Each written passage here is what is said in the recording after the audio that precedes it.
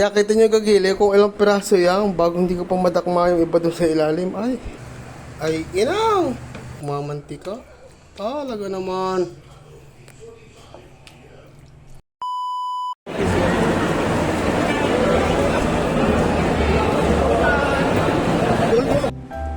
This is it mga gilig. Luto tayo ngayon ng pusit.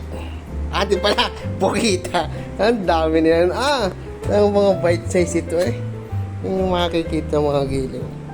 Mga ilang pirasong ulo ito. Kaya kita nyo gagili kung ilang piraso yan bago hindi ko pa madakma yung iba dun sa ilalim.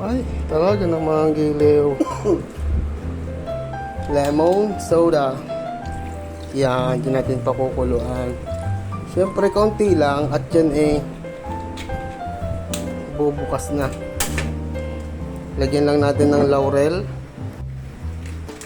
Palalambutin na natin yan dyan. Nga mga giliw, kumukulo na. Natural color! After 30 minutes, patayin na natin. Sobrang liit na. Scoop po.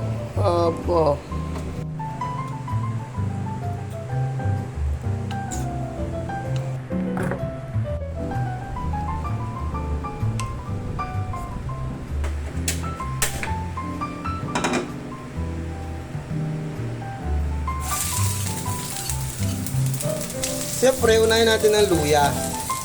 Unahin natin ang bawang at saka sibuyas. Sushoot na natin itong pusit o pogita.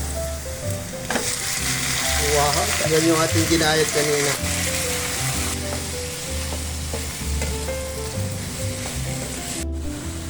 Paminta. Liquid seasoning. Konting sugar. Ito nyo kayo.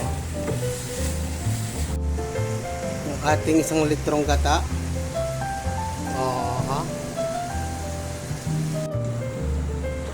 Creamy. Ito pa natin ng kaunti pa. Ayan. Mas marami, mas masarap.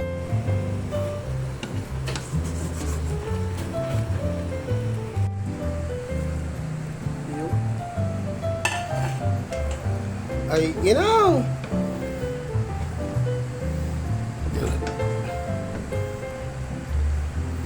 Katapos yung mga giliw, pagmamantikiin lang natin, goods na iyan. Talaga namang quality. Hindi nyo ganyan, Bicol Express Pogita. Talaga naman. Ito na mga giliw, ang final touch.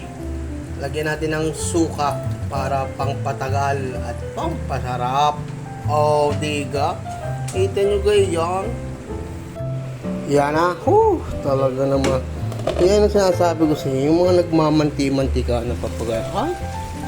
Kita nyo ganyan.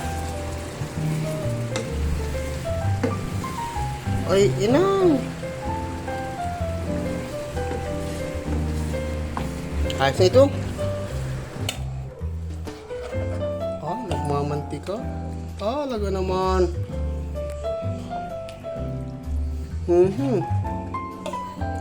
Inang. Tama na yan. Talaga naman. Sabi.